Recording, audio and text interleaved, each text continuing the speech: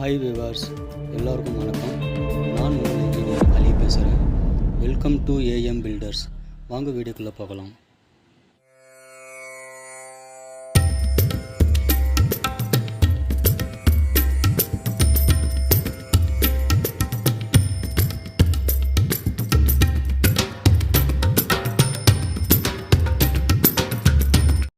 இந்த வீடியோவில் நம்ம வாட்டர் டேங்க் கன்ஸ்ட்ரக்ட் பற்றி தான் நம்ம பார்க்க போகிறோம்.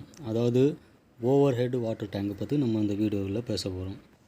இந்த வீடியோவில் நீங்கள் பார்க்கலாம், அதாவது நம்ம ஹெட்ரூம் வந்து போட்டுட்டு அதுக்கு மேலே 3 அடி ஹைட்டுக்கு காலம் ரைஸ் பண்ணி அதுக்கு மேலே தான் நம்ம வந்து வாட்டர் டேங்கை வந்து கன்ஸ்ட்ரக்ட் பண்ணியிருக்கிறோம். ஹெட்ரூமுக்கு மேலே 3 அடி நம்ம காலம் ரைஸ் பண்ணி அதுக்கு மேலே வாட்டர் டேங்கை நம்ம கன்ஸ்ட்ரக்ட் பண்ணியிருக்கிறோம். அது எதுக்கு அந்த மாதிரி பண்ணியிருக்கிறோன்னா, அதுக்கு 2 ரீசன் இருக்குது. ஃபஸ்ட்டு ரீசன் வந்து டாப் ஃப்ளோரில் இருக்கிற கிச்சனு பாத்ரூமுக்கும் நம்ம டெரஸில் ஒரு பாத்ரூம் வந்து ஜென்ரலாக ஒரு ப்ரொவைட் பண்ணுவோம். ஸோ அந்த பாத்ரூமுக்கும் வாட்டர் ப்ரெஷர் வந்து நமக்கு அதிகமாக கிடைக்கணும். ஸோ அந்த ஒரு ரீசனால் நம்ம 3 அடி காலம் ரைஸ் பண்ணி நம்ம டேங்க்கு ப்ரொவைட் பண்ணுறோம்.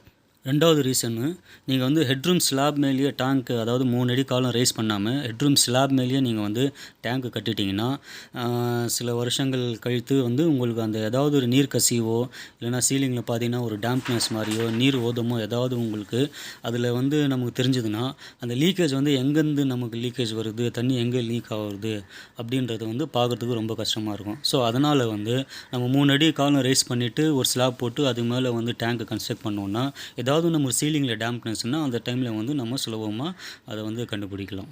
பொதுவாக வாட்டர் டேங்க் வந்து RCCயில் கட்டுறது நான் ரெக்கமெண்ட் பண்ணுறேன்.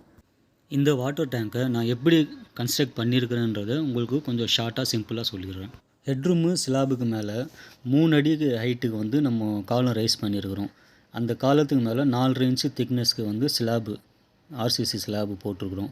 அந்த RCC ஸ்லாபு கன்ஸ்ட்ரக்ட் பண்ணுவோம் இல்லைங்களா, சென்ட்ரிங் அடிச்சுட்டு அதுக்கப்புறமா கம்பி கட்டுவோம்.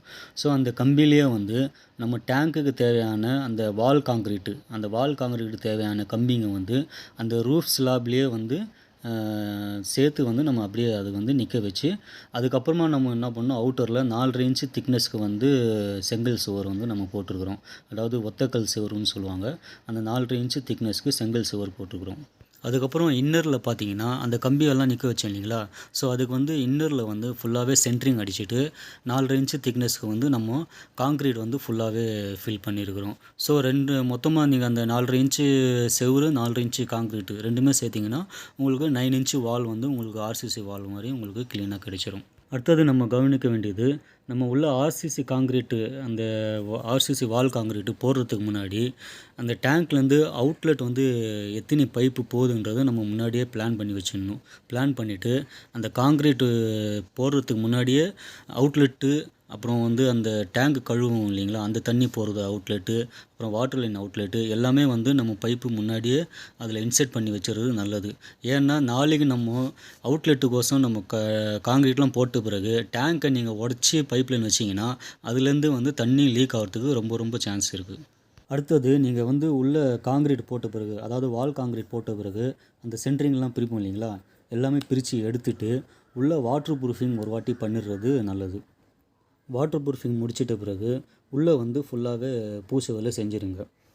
உள்ளே பிளாஸ்டிங் பண்ணும்போது நீங்கள் டைல்ஸ் ஒட்டுற மாதிரி இருந்ததுன்னா அந்த பிளாஸ்டிங் பண்ணிவிட்டு நீங்கள் கீரில் போட்டு விட்டுடலாம். இல்லை டைல்ஸு ஒட்டலை அப்படின்னா நீங்கள் பிளானாக ஸ்மூத் ஃபினிஷிங்காக வந்து பிளெயினாக பூசிடலாம்.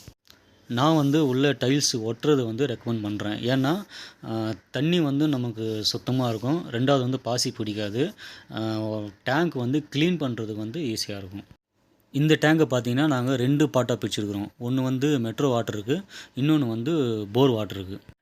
இந்த டேங்க்கோட மெஷர்மெண்ட்டு, டேங்க் கெப்பாசிட்டி, எத்தனை லிட்ரு டேங்க்குன்றது எல்லாமே நான் உங்களுக்கு அடுத்த வீடியோவில் சொல்கிறேன். அவுட்லெட்டுக்கு எல்லாமே வந்து UPVC பைப் வந்து யூஸ் பண்ணுறது நான் ரெக்கமெண்ட் பண்ணுறேன்.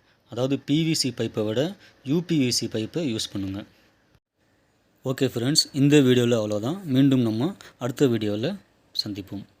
சேனலை சப்ஸ்கிரைப் பண்ணாதவங்க சப்ஸ்கிரைப் பண்ணிவிடுங்க. பக்கத்தில் இருக்கிற பெல் ஐக்கானையும் ப்ரெஸ் பண்ணிவிடுங்க. நம்ம அப்லோட் பண்ணுற ஒவ்வொரு வீடியோவும் வந்து உங்களுக்கு நோட்டிஃபிகேஷனாக ஷோ ஆகும். தேங்க்ஸ் ஃபார் வாட்சிங். Thanks viewers.